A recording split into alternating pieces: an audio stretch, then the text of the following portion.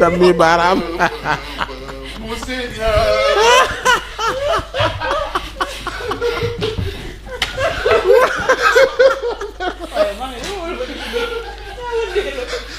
mami dóoral revue de presse bi mami dóoral revue de presse bi mami dóoral revue de presse bi mami dóoral revue de presse bi yaa bëggoon fecc bi. Ibrahima yaa ngi gudd fan. voilà caa mu naan dokeer. tey tax amoon laa yow mais billaahi yàlla. mami dóoral revue de presse bi.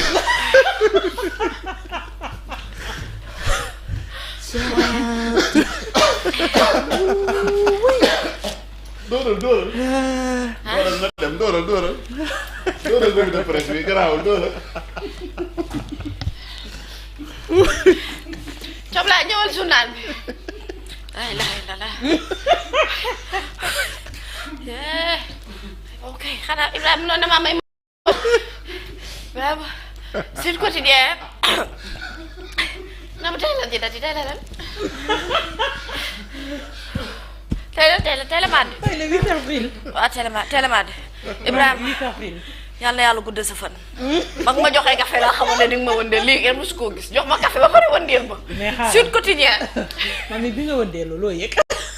oui ba Nabou bi ma kimbiliko dama kimbiliko rek yam ci fii ma ne kon maa ngi ci télé bi ba tey pour man génn naa maa ngi defoon maa Afghanistan sax. yow bu ñu naree dem soirée Mouhamed Mbaye bi de fekk ci du ma dem ndax lii dina jur jaar. ndekete man Nabou nag mag laa nag nañ waxante mag laa nag nii ndekete nag man ak Pape Ousmane nii ay mag lañ fii Ibrahima Sall moo fi xale ak yow ak Momo ak Fari mu ne mag la Salma mag la ñu ay mag lañ Nabou nag kaay ma wax la sa jeunesse bii garde ko bul yàkkamtee dugg ci sëy man amoon naa sax tuuti ci bi dama jeexal bi ma see jeexal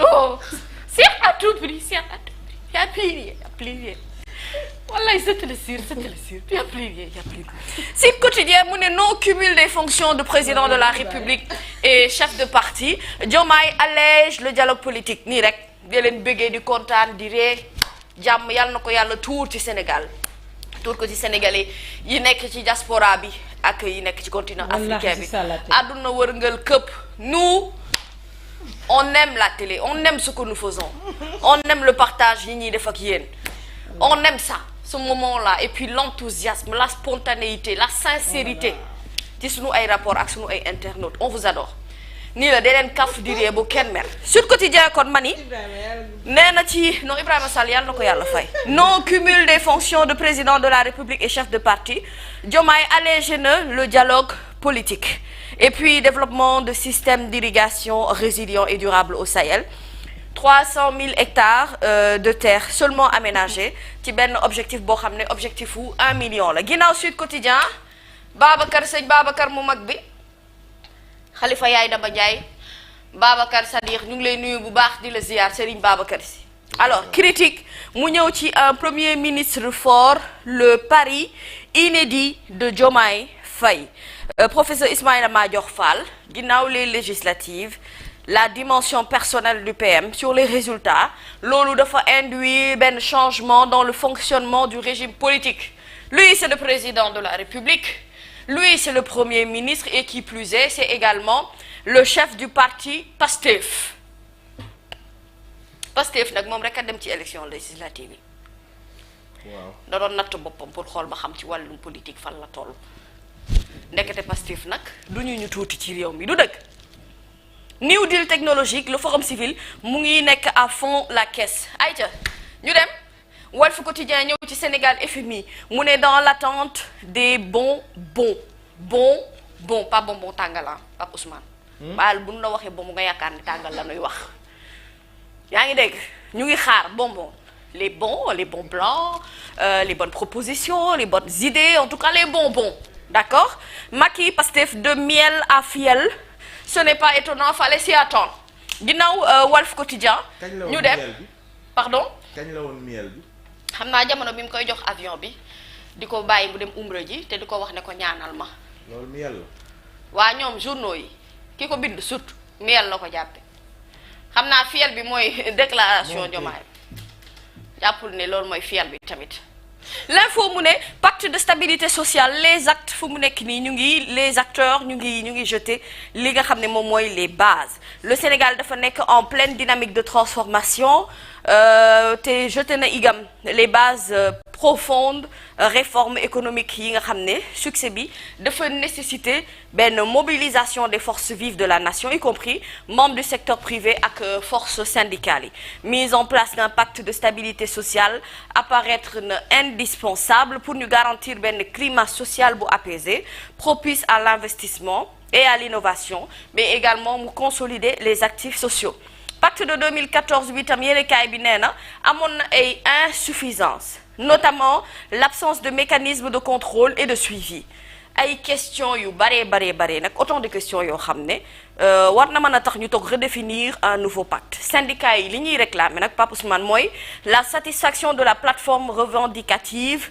minimale et puis l'application des mesures ak recommandations yi nga xamante ne c'est déjà consigné voilà ginnaaw yéenekaay bii di l'info balaa may dem sax narrière tuuti sëñ Babacar yaa nekk laay wala yéen ñaan ñëppay doxal soutien à Farba bi plus d'1 milliard réuni au Sénégal et dans la diaspora mais dinaa ci ñëw am na beneen yéenekaay bu ci gën a dikk aywa bu xër source année levée de fonds initiée pour le compte de Farba Ngom par ses amis ñoom seen ay xaritam ak ay souteneuram daal bi ñu dajalee koppar gi tollu na ci 1,66 milliard kon ndekete réew mi am na xaalis ah ku dajale milliard. loolu laay laaj. 1,66 milliard ci koppar Ibrahima Sall réew mi am na xaalis. levée de fonds ñan lañ wax ni ñoo gën a populaire ci Sénégal. Pastef. li ñu doon def levée de fonds ay ñaata la toll. million de lay dégg di wax milliard. million. milliard moom milliard waaye xam ngeen luy milliard. fu ngeen jëlee 1 milliard 600.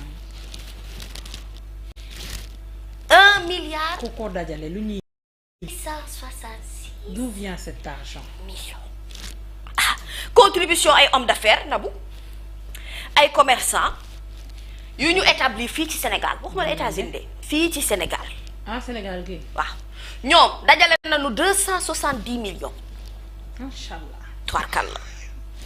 diaspora bi nga xam ne dañoo basé wu Afrique de l'Ouest ñoom tamit ñu contribuer à hauteur de 450 millions boo ko dajalee mu jox la li ah des na sax dafa mel ni ndax selon Abdou Aziz Diop adjoint au maire des Agnam si l'Europe a donné 132 000 euros les cotisations des autres anonymes ñi nga xam ne joxe nañu waaye bëgguñu xam ne joxe nañu dañ ko def dans l'anonymat loolu mu ngi tollu ci 43 millions. dégg nga Farba il est quelqu'un dans ce pays mu ne en cas de culpabilité les fonds cautionnés seront perdus mais dinañ leen ko restituer dans le cas contraire ndekete nag Farba n'importe qui dans le pays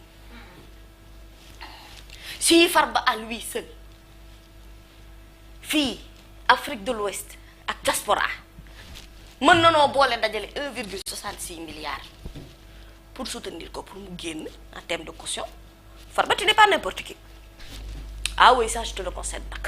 ah moom ñàkkee maandu rek ma delluwaat ci conférence de presse comme defoon. ah mu ngi noonu de mooy yow Pape Malick Ndour Pape Malick Ndour suusu ñëw na ci moom na bu Pape Malick Ndour suusu ñëw na ci moom dañ ko affecté ca ANSD dëgg gi yëpp nag. source ne def na koy nag ancien ministre de la jeunesse mi kenn nommé ko du président de la République en tout cas moo ko nommé pour être clair parce que débat bi soulevé woon nañ ko fi benn temps mu ne waaye simplement dañ ko affecté ANSD par le ministère de l'économie du plan et de la coopération moom noonu liggéey moo ko affecté ca ANSD mooy agence nationale de la démographie Sénégal loolu moom ma agence bi wàññi doomu aadama yi dund doomu aadama yi dee nombre de jigéen nombre de góor nombre de xale nombre de mag nombre de kii nombre de faatu décédé nombre de tous les nombres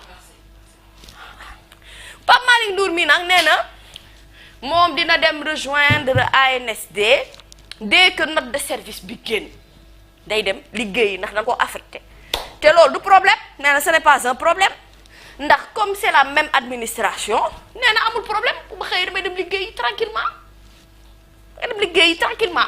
outre Pape Malick mii nag l'ancien ministre de la femme de la famille genre protection des enfants Mame Fatou Diané moom tamit delluwaat na en tant qu'employé ca agence de la statistique et de la démographie après ay fonctions yoo xamante ne occupé woon na ko kon ñoom ñëpp dañuy daje foofu dañ fay daje naan café le matin. agence bu am solo. agence bii ANST mooy joxe chiffres yi nag. xayma la ak wàññi nag loolu koy mooy statistique ku dëkk bi rek. wallaay. wax bi kay du loolu. mais Pape nañ ko wàccee ci tali bi muy wàññi Pape nañ ko wàccee ci tali. bu fekk see. Pape loolu du xel. bu fekk see contexte boo xam ne président nee na gis na li muy def ci suuf ma ne ko à quel niveau la. jar na laaj. ndax ci administration bi la. jar na laaj. ndax ci biti réew la. waaye fépp la. ñan ñoo ko koy defal. fépp la de. fépp la de bu dee loxoom wax naa la fii démb ne la système bi jógee gu fi. système baa ngi fi ba tey. yooyu laaj la ay laaj la nag. yow mais kaay ma wax la yow laaj yu am solo rek ngay laaj. gis nga yow Jack Bauer mii. musul laaj petit laaj. ku ko joxoon réew mi. lépp jaar ci. kaay ma wax la kii xam nga lu ñu ko war a def. xel mi baax na. enquêteur national enquête. enquêteur national lañu war a def Pape Ousmane Cissé li ma leen di c'est très naa lii de kaay ma wax la nag bu ñu ko doon placé ba yóbbu fi ñuy yóbbu journaliste. foofu ñu yóbbu ko def nañ ko OFNAC. OFNAC nga bëgg mu def. loo déclaré kii de bu demee OFNAC dina laaj waa OFNAC ba waa OFNAC ñoo koy refoulé. déedéet kii souterrain bi ñuy waxtaanee c'est-à-dire di nga ñëw déclaré ne man Mamy Samba am naa huile J'adore am naa téléphone bi am naa lii mu ne la kaay ñu waxtaan. foo dugal sucria bi ak sucre J'adore bi. waaw kay. ceeb bi nag. xëyoon naa ko sa buntu kër ku ko moom. ne la ñaata nga jottali ak ñaata nga leb. bato bi ñaata la bi. yooyu yëpp dala koy laaj Touba ameublement lu mu la jox ndax sa salle bi ngay toog Touba ameublement la wala yooyu yëpp dala koy laaj. Pape Ousmane Cissé moo lay laaj bon sa téléphone foo ko lebal ma la jaar wala. moom ñaata nga ko lebee. tam bindoo ko. da lay laaj ba laaj la ki lay woo téléphone da laa fay wala. da lay laaj ba laaj la loolu. tu es dangereux. laps la waaw. da ngay laajte ba laajte ndax ki lay woo téléphone moom ndax daf laa fay pour ngay wuyu wala. Babacar Ndiaye moom moo gën a neex moom yar na lu ko yàlla fayal Babacar ni muy def nit ñi yàlla ba.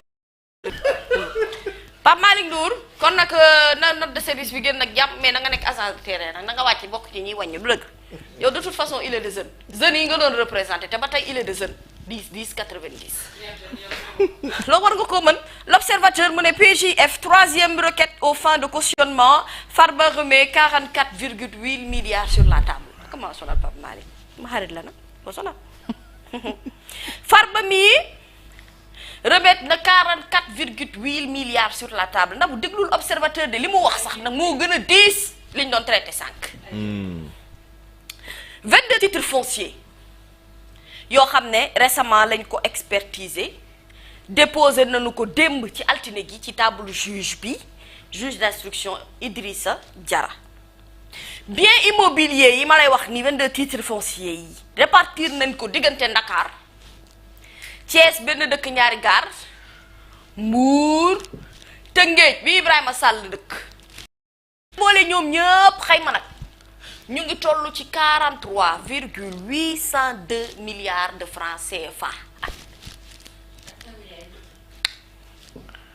mu ne à cette garantie immobilière Farba Ngom a ajouté benn montant 1 milliard de francs CFA en numéraire yaa ngi dégg portant la valeur totale de l'offre de cautionnement à 44,802 milliards de francs CFA. Qui es-tu, Farba? Tu n'es pas petit. Hey! Hey! Ay, voilà, voyez! Qu'à penser même un seul instant que tu étais petit. Tu ne l'es pas. Avocat wu meeru Agnam bii li ñuy espérer nag mooy tentative bu bees bii mooy ñetteelu yoon depuis bi nu ko incarcéré ba tey te loolu yi ñu koy fàttaliku le 27 février la woon. permettre moom Farba mii mu génn ci kaso bi ok du dëgg voilà l'indépendance des magistrats à l'épreuve ñu des ci dossier judiciaire bi quand la politique frappe aux portes de la justice sunu ministre baa ngi ni Ousmane Diagne ñu koy nuyu bu baax di ko ziar ah léegi naa daf ni seetaan tous les matins monsieur le ministre ñu ngi lay bëggee bu baax di la ziar yal na yàlla defal la jàmm bu baax a baax alors violence conjugale sa femme injurie sa maîtresse à Ndion la tabasse puis la répudie mënoo nga ko dàq rek bañ kaa dóor na ko jàpp dóor ko mu bëgg de pare fase ko saaga dong. ah te maîtresse am la saaga waaye maîtresse bi moom xanaa mooy càppaacoole doon na waaye càppaacoole bii kay kii de xanaa nag waa ji nopp na ko nag de waaye que bu la tollee nii doo ko takk def ko sa jabar ñëpp noppal. boo doxee ba gis koo bëgg doo ko takk rek wax ji daal di jeex Jamra menace Mia Guissé de possible poursuite pour pornographie verbale Mamataare sama copine nag Mia Guissé déglu nga li mu wax. lan la wax ma ne nañ ko bàyyi xale la xale la qu'est-ce qu'elle a dit. lu mu wax déedéet waa kon te tegal ma dégg ko bu dee woy la bu mu reprendre kay daf ko bokk ak ñeneen ñi ñoo doon wax parole boobu sax mu doon reprendre. bàyyi leen ko kii dafa nekk ci yoonam ay xale la dëgg yàlla. daf yóbbu xale rek. ay sama copine la bàyyi ko daf yóbbu copine rek. c'est mon ami nga ne waaw kenn sama. la wax la wax waxal tudd ferax de waxal Matar Diallo maa ngi koy nuyu bu baax. ne la fukk ba wër la maa ngi nuyu Mia Guissé les échos non ma wax ma delloo la ko les échos mu ne cautionnement effectué en règle avec la loi jurisprudence Mohamed El Makhtar Diop qu'est-ce qui retient Tahirou Sarr en prison journal bi dafa sampum laaj nag ci ñaari mbir yi Tahirou Sarr cautionné na beaucoup plus sax que li ñu koy accusé waaye taxul mu génn cautionné na en numéraire et en nature conformément à l'article li la leen ni L40 code procédure pénale te Ibrahima taxul mu génn caution versée yi sur autorisation du juge d'instruction ba tey les ordonnances de cautionnement disponibles l'agent judiciaire de l'État d'accord à toutes les étapes de la procédure et pourtant les échos neex na lu tax Tahirou Sarr génnul kaso ba tey mais à quel moment le juge bi di nangu caution. ak ci lan la ñuy teg accusation yi ñu teg ci kaw. ah doy na waar de. je pense que da ngay dem ba dugg cautionner rek après accusation yi ñu teg ci yow ñu teg. waaw mel ni problème bi problème bu xaalis kese la. mi ngi noonu réouverture polémique Ndeye Khady Ndiaye crée Sweet Beauté spa cosmétique. sama yoon ñëwal nii Vox Populi bu nabu koor bi bàyyi ma nekk agent sagam Vox Populi mu ne travaux de la grande mosquée de Touba Mbackiyou Faye remet un adieu de 2,13 milliards au khalife des Mourides Serigne Mountakha nee na ko wax dëgg yàlla gërëm naa la sant la sama diggante ak Serigne Mbackiyou moom wax dëgg yàlla sama xol sedd na ci lool waay tubaarkàlla macha allah. FMI disponible pour aider le Sénégal pour mu sortir de l'ornière dans les mois à venir loolu itam Vox Populi mu ngi ñu koy xamal kii nag mooy sunu père Alioune Tine ñu ngi koy nuyu bu baax di ko ziar mu ne il faut régler le décalage entre la légitimité et la légalité. ginnaaw Vox Populi tous les matins. ñu ngi koy nuyu bu baax. di ko nuyu. yow xanaa ban photo bi ñuy jël ci journal baax a baax wallaahi. nariyal ma ni ma xool. s'il vous plaît lii mooy keroog bu mu ñëwee def ci émission.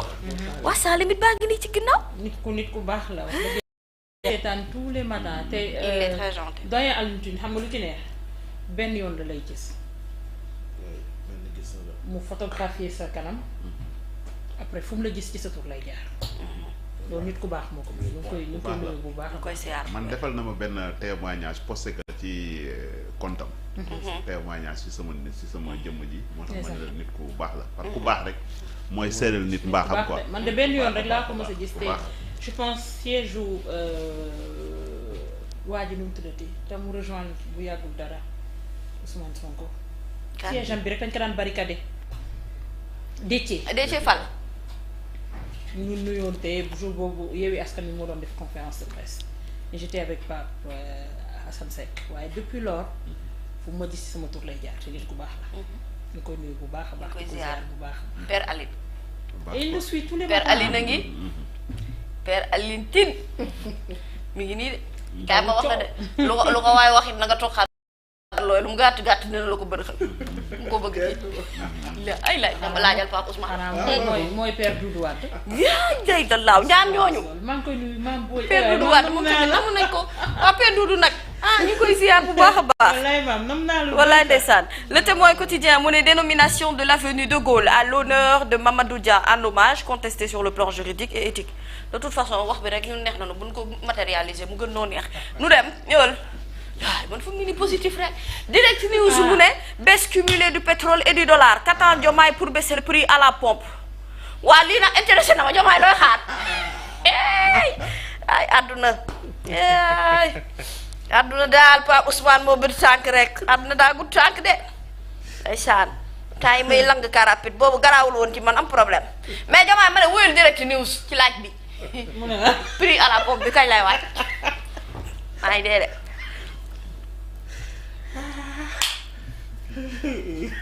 Pape Ousmane xam jamono ndeysaan bi fi kii nekkee woon da nga naa woote ñu may la ay bon waaye ñi fi nekkoo mu ne la bon amul léegi dañ leen natal. amul ay bon man de woon na yàlla sama ngor gi sax jaay naa ko cam laay sama ngor gi léegi ma jaay ko de essence ngi may rey de président wuyut fii wuyut laaj bi fii yi saas bi yee depuis plus d'un an, le prix du baril de pétrole est en chute libre sur les marchés mondiaux. Yes. Ce lundi 7 avril, le baril WTI américain est descendu sous les $60.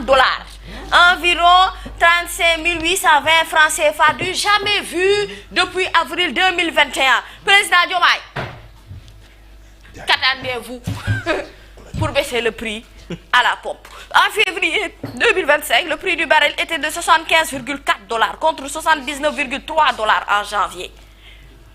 73,8 en décembre 2024, 71,1 $. En octobre 2024, il atteignait $75,6 après un pic à $89,8 en avril 2024. Président Diomaye, qu'attendez-vous pour baisser le prix à la pompe? On doit pas faire que le Mali. Direct News tey ngeen di xam ne man lu ma leen bëgg jàppale leen ko. kaa ma wax la mami tey jël nga sa temps ci Direct News. moo gën titre ci àdduna.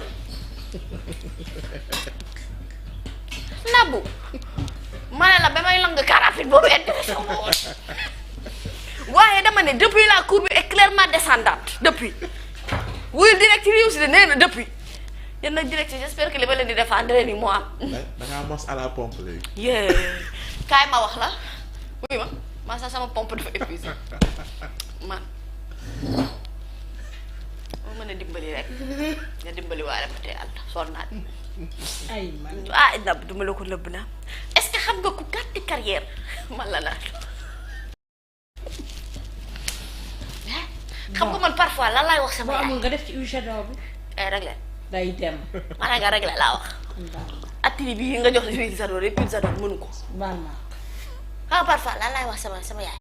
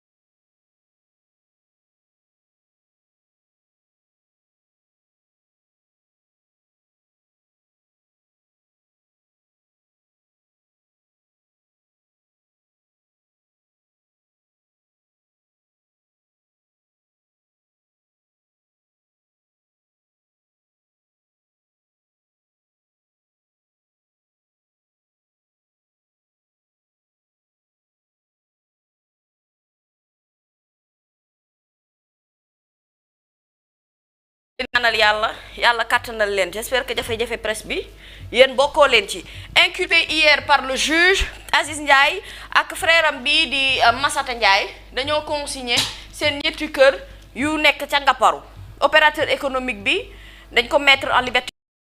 Frère am ñu placé ko sous contrôle judiciaire en attendant plutôt les auditions dans le fond seen avocat yi ñu ngi contesté li nga xamante ne moom mooy fait de recel yi donc je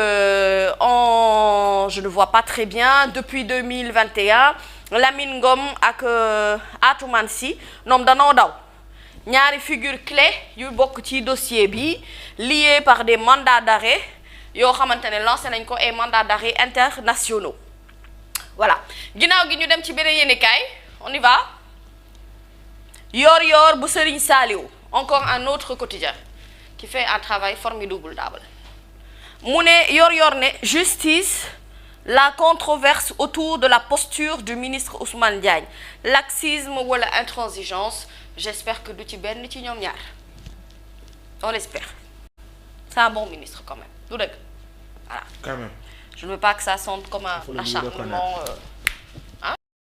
c'est quand même un bon ministre alors ginnaaw Yoor ñu dem ci beneen yéenekaay point actu mu ne opposition dissonance dans les rangs de Sàmm Sa Kàddu dissonance dans les rangs de Sàmm Sa Kàddu Sàmm Sa Kàddu dissonance dans les rangs de Sàmm Sa Kàddu Bougane Gueye Dany yëg nga ne Fatou Abdou Ndiaye démissionné na yëg nga ko yëg ngeen ko dama xamul ndax Bougane jot na waaye jot na jot info bi Fatou Abdou Ndiaye démissionné na Nabou ma ni Fatou Abdou Ndiaye bàyyi na bokk naa ci ñi ko yëgle sànq bi ñuy wax da nga doon souhaiter joyeux anniversaire oui bàyyi na dama mag kon boobu ci àndu ngeen ne chez Sampal bàyyi na xarkaal moo baax jëkkër kay bàyyi na këram joojoo baax Sampal kenn moom Fatou Abdou yal na yàlla leeral yoon bi insha allah Bougane Gueye Dany moom borom baax yëgal ko Bougane yëg na ko kan kii lépp la yëg Bougane Gueye mii ku ko xamul lay yaakaar ne il est censé ignorer wul dara yëg na ko Bougane Gueye Dany mii avait pourtant appelé les 3 députés de la coalition à rester fidèles à leur serment Bougane waxoon na leen ko Cheikh Tidiane Youm rapproché wu na Pastef foofu sax mooy place normale maa ko wax mu ne Anta Babacar Ngom s'oppose mais elle s'oppose quand même à sa manière ouais et moi j'aime bien son style yaa ngi dégg Thierno Bocoum demeure fidèle à ses principes dama am problème ak moom principe yi moo ma def problème mu ne Pape Djibril Fall restera ana Pape où est-il Pape Djibril where are you Pape Djibril where are you mu ne Barthélémy Diaz lui encaisse seul waaye Barthélémy kay comprendre na de moo yooyu nag casquette bi rafet na de ñu jubal jubbanti moom tuwaarkaal ma paas la ko macha allah aja bëggee siyaar sol ko daf lay jàpp rafet tuwaarkaal Barthélémy ñam na waa ñam Barthélémy seul en plus seul Pedre Ndiaye tey mu bëgg naa sa journal bi mu ne le choc de sa double destitution de la mairie de Dakar et du Parlement Moussa Diakhaté xam nga Moussa Diakhaté na waaw mooy sa xarit ba waaw ma xarit la jabaram sama xarit la rakku jabaram sama xarit la wax dëgg yàlla moo tax parfois billaay yenn position politique yi nii ça pose problème Moussa Diakhaté ci 14e législature bi moom moo gàddoon flambeau bi li Abdou Mbow nekkee nii moo ko téye woon lan lañ wax ci moom dafa interpellé Diomaye de ñëwal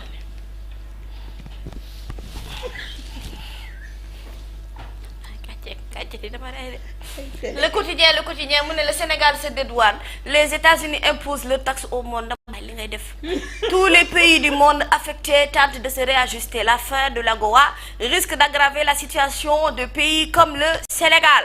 Ginnaaw le quotidien ñu dem buuxal waa man tey ñaata yéen a kay laa dugal record mu ni CAN U17 Sénégal Somalie 2-0.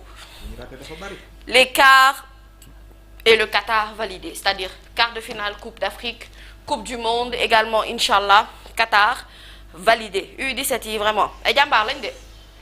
ay jàmbaar ah waaye yow ñii ñu ngi dem fu neex ñu ngi dem fu Nabou Cor maîtriser. Pape Ousmane bés dina ñëw ma bind livre tuddee ko Nabou au Qatar. Ibrahima Sall Naboo dem Qatar dibb Qatar ba mu mokk. surtout ra. jàpp naaru Qatar yi. yan woy ngeen mam bàyyi ngeen def mam dafa am une relation. di dund nag ñoom wéy li. subhanallah. Nabou jaawaale na avancé ak roox.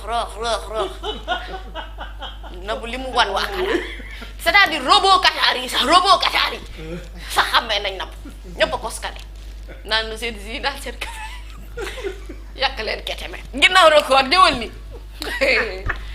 ay waay te kaay ma wax la bu émission bi jeexee ba Ousmane naa la nettali sedd Qatar mu jàppee Nabou ni mu doon def Nabou dee raw suppome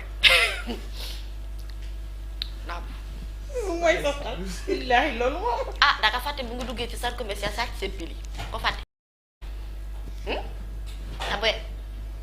pili yi nga sàccan ci kii bi centre commercial boo ko fàtte ay subhanallah ay mami Nabou bërëngu gi doon bërëngu ci escalator yi la mami Qatar amul sàcc ñi ne si sax xam nañu foofu boo sàccee wax dëgg yàlla day ñibbisi wala ñu dagg sa loxo. Alors wax na dëgg Qatar amul sàcc loolu moom dëgg la loolu sosal leen bëggoon mu gën a ñaaw li ngay def alors Space Bus baa ngi nii des candidats au voyage venus partout dans le monde ou venus de partout plutôt encore et toujours voilà Guirassy ngi nii xanaa Ngoné fa la dem voilà boo gisul tey mu jaaxal ma di président Diomaye ngi na bu bëggoo dem Space Bus bi ok dinaa dem bëggoo dinaa dem Ibrahima yow na bëggoo laaj leen ma internet yi ndax bëgg nañ ñu ubbi liste bi nañ kay wala bis bi dafa dem ba pare mais il faudra quand même le travail extraordinaire de Maram Kairé. Ce monsieur non machallah waaye fait la fierté du pays. ku disponible pourquoi nit ñi di ko invité ci plateau yi si c'est-à-dire nit lañ ñoo xamante ne dañ koo war a jox micro ñu war di wax di partager seen xam-xam ak nit ñi parce que ndaw ñi dañoo mën a jaay ci ñoom dëgg la ñun dañoo tàmm lu médiocre rek la ñuy gën a bëgg di ko yóbbu ci kaw te wallahi y a des têtes comme Maram Kairé et tant d'autres ñoo xam ne du ñu sax génn mais souvent dañuy ragal sax génn ñëw ci plateau yi ngir bañ déedéet mami tàggatoo foofu laa àndut ak ñoom rek tàggatoo ay ragal yooyu moom te Fatou Thiam nee na suñu Qatar booboo neexoon ak bu ñuy def live ci ascenseur bi yée Pape Ousmane Cissé na bu daa toog ca wetu ascenseur ba Pape Ibrahima Sall di def live am benn tubaab romb ko tubaab bi ko romb xam naa soit Nabou da koo jaaxal wala Nabou li mu toog di wax kese moom loolu da koo jaaxal Nabou jékki-jékki naan mu ngi may xool de mu ngi may xool daal demul mu ngi may xool man de li ma jaaxal mooy kii xool yi mu may xool léeg-léeg tubaab bi xaw a jege si ba ci moom Nabou ko yaakaar ni tubaab bi da koy agressé wala da koy def daal Nabou naan est-ce que lii wóorati na sax moo est-ce que lii moom dalati na xel sax te ma wàññi baat bi tuuti boobu mu ngi may xool de ma ne ko dina la xool doom dina la xool ndax fi nga toog ca óol ba la walaay voyage bu neex en tout cas les lionceaux yi am occasion dem fa dinañ dem ci dëkk bu neex macha allah dëkk bu neex a neex dëkk bu développé voilà et on espère que vous allez vraiment profiter de ces bons moments te bu ngeen demee ngeen seetiwaale Karim Wade du dëgg Karim Wade ma nga Qatar demee ngeen seeti ko ngeen yaaral ñu ko bu baax Ibrahima brother jaajëf brother jaajëf waay ok sister bégee léegi nag brothers and sisters yaa xatari